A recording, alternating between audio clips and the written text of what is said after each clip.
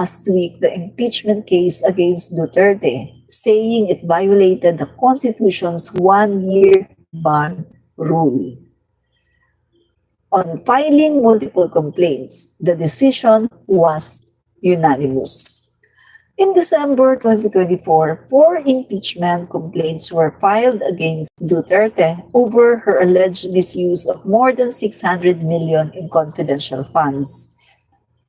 3 were filed earlier in the month but were not immediately acted upon by the 19th Congress.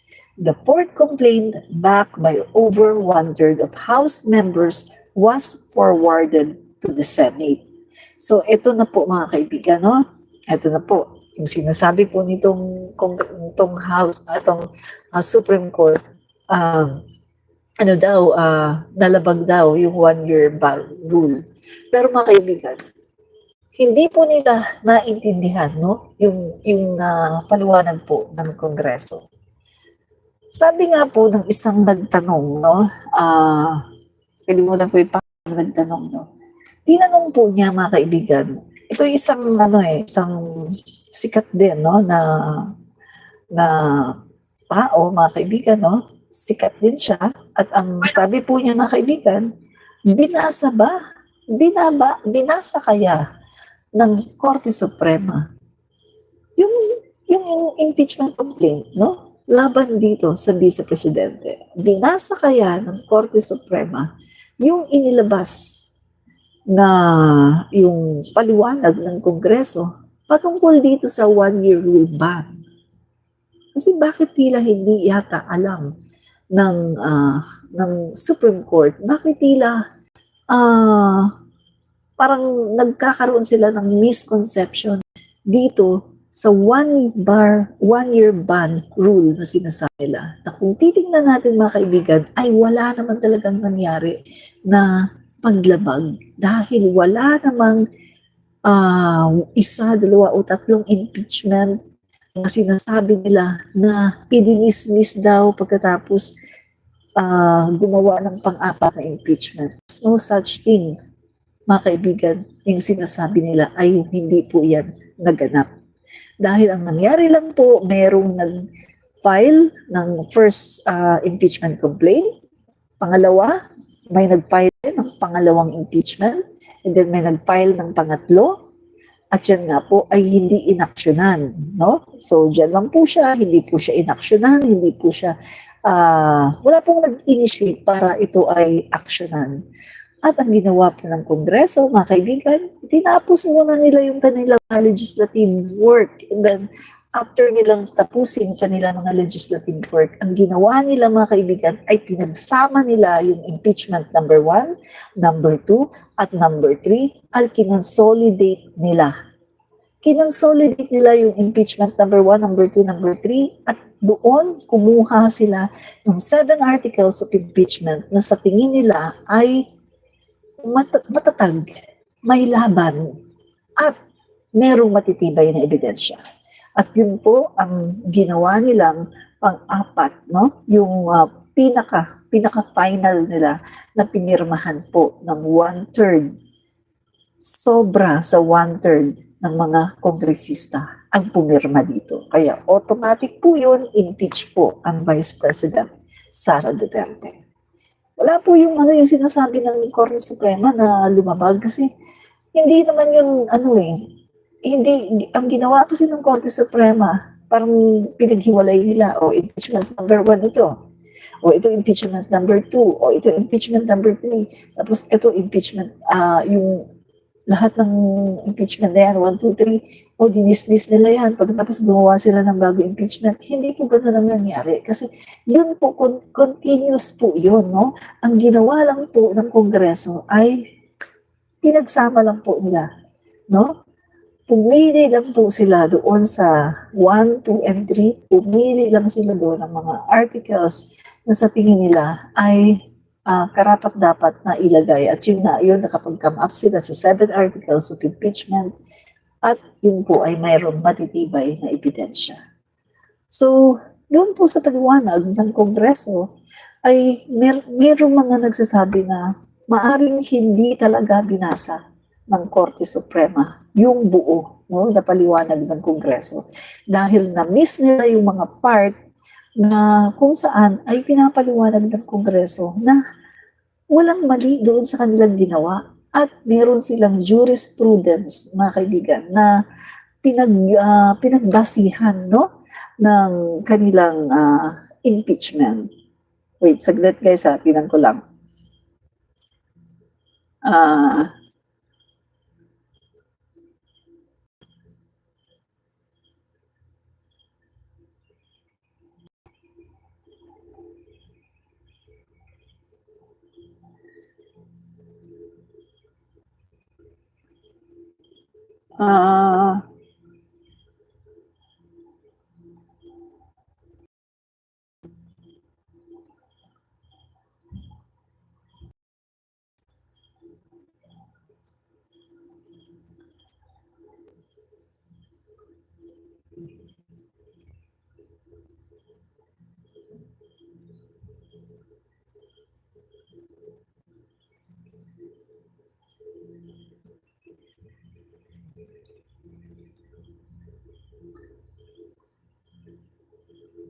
Okay, ito.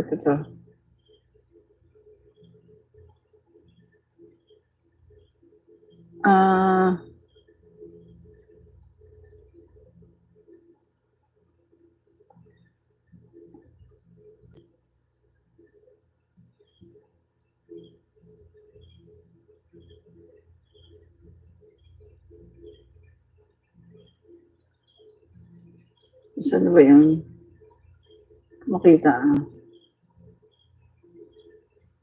Okay. Dali. Hindi ko makita guys yung ano. Wait na. Saan na ba yun?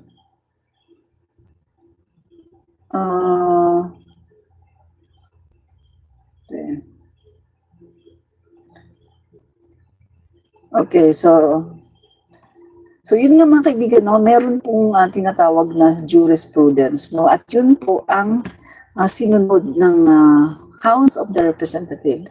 At yun nga, sabi ko nga sa aking mga live, hindi po yun sinunod ng Supreme Court dahil gumawa po sila ng panibagong rules.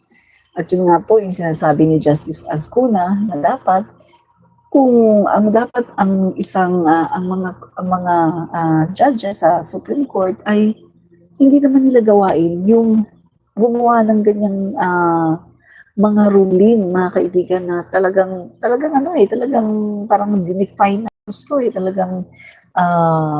talagang kanila ng dinetalyado, no? Detalyado na talaga na parang gumagawa na talaga sila ng batas. So, bilang isang korte, no, Korte Suprema, ang trabaho po nila ay mag-judge sa mga kaso na binabato sa kanila. Hindi po nila trabaho ang gumawa ng mga batas, gumawa ng mga detalyado ng mga rules whatsoever, lalo na kung patungkol ito sa impeachment. Dahil hindi po nila trabaho ang pag-measure kung itong impeachment na ito ay unconstitutional or hindi. Hindi po nila trabaho yan, mga kaibigan. Dahil unang-una sa lahat, ang impeachment po, mga kaibigan, ay hindi legal, no? Hindi ito legal na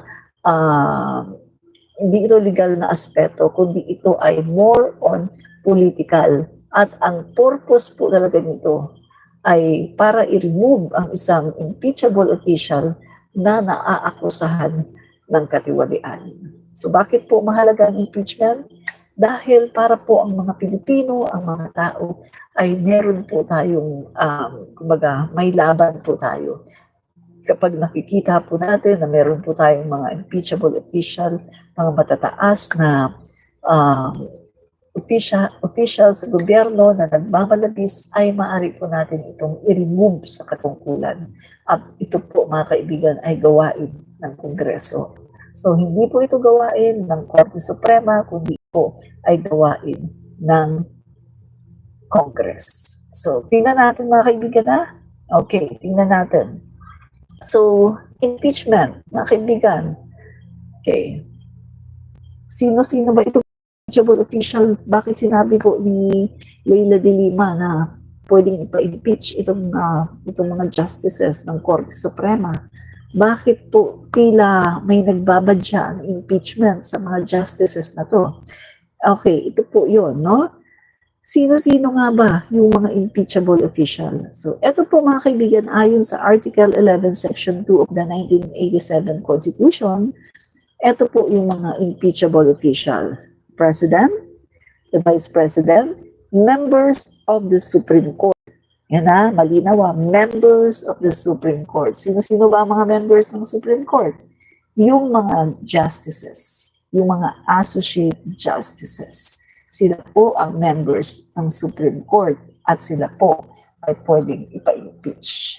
Ano pa?